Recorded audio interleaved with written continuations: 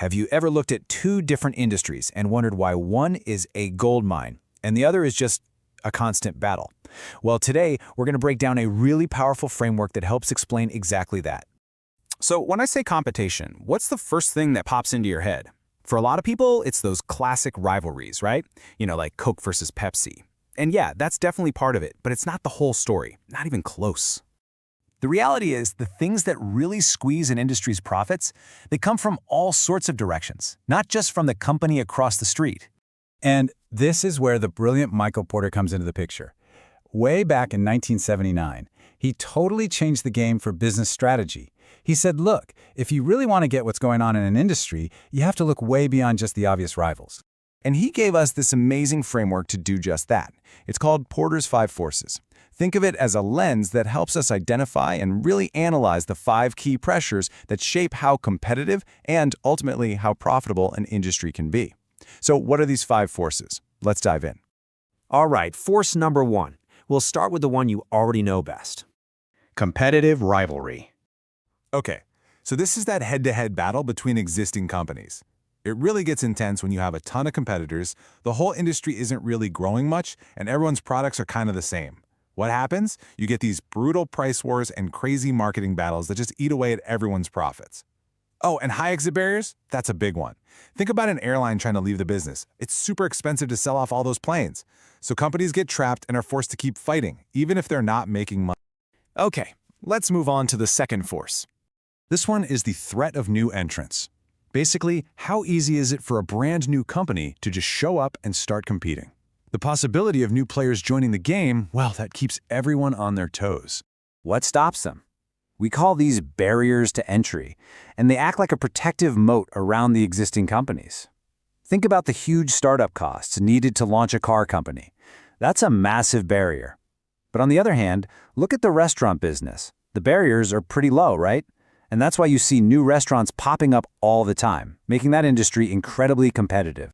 All right, for force number 3, we're going to shift our view from competitors to the companies you buy from.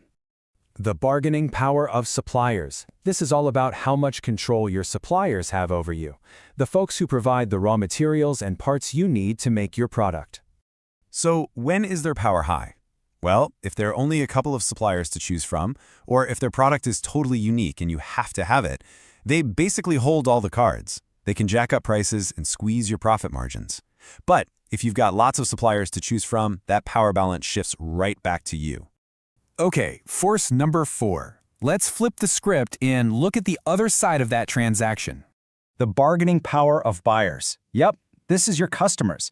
How much leverage do they have to push your prices down? Their power is high when there are only a few buyers, or when they buy in huge quantities. And of course, if it's super easy for them to just switch to one of your competitors.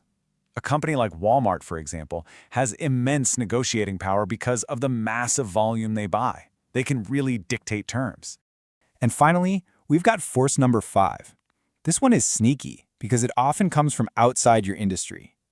The threat of substitutes. Now, a substitute isn't a direct competitor. It's a completely different product or service that solves the same basic customer need. It's a different way to get the job done.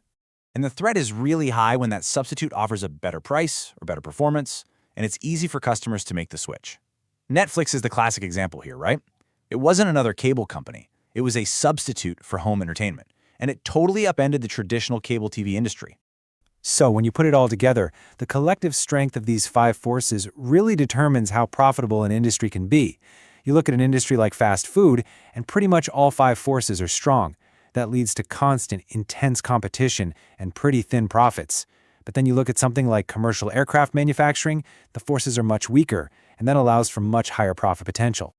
So how can you actually use this framework? It's a simple 4-step process. First, you have to clearly define the industry you're analyzing. Then, you go through and analyze each of the 5 forces one by one. This process helps you really see the big picture, identify where you might have an advantage, and start building a smart strategy. And there you have it, Porter's 5 Forces. It's a truly powerful tool for getting a 360-degree view of the competitive landscape. So now, I have a question for you. Think about an industry you know really well, maybe one you've worked in or just follow closely. Which of these 5 forces do you think is the most powerful one at play? Really thinking that through is your first step towards strategic mastery.